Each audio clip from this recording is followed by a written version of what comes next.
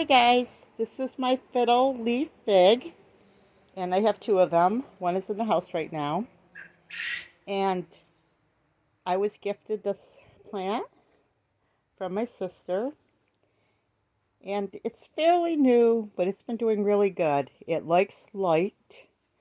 I had it out on the sun. I'm kind of monkeying with it a little bit to see how happy it will be at my home because I'm a plant mom. I'm going to say it this way for your benefit so you can learn to really be a good plant mom and to really do nice with your plants. So I adopted it, so to speak, and I'm a good plant mom. I'm going to see all its needs and what it needs at my house.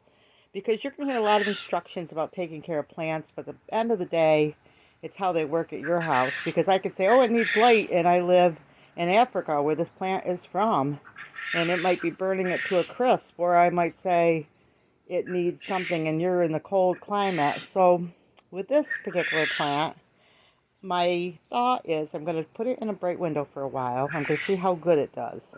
If it's struggling and the leaves are burning up, it's going to go in the room a little bit away from the light. But if it has light, it will turn into a tree. And I'm just going to see how much it can take. Right now the one inside is under like a LED light, and it's just as big. It's the same type of plant. But I'm suspecting from what I've observed of it already, I don't think it's going to like being in a bright southern window. It's going to be like off to the side and get some sun. I think as long as these leaves aren't burning up, it should be really happy. So let me know about your fiddle leaf fig. See, a lot of people can't keep them alive. I have high hopes because a lot of times I pray over my plants. I ask God to help me, and so I'm expecting that this is going to do great for me. So I'm just going to baby it and take good care of it and keep an eye on it. If it starts to look crispy on the leaves, I'm going to move it.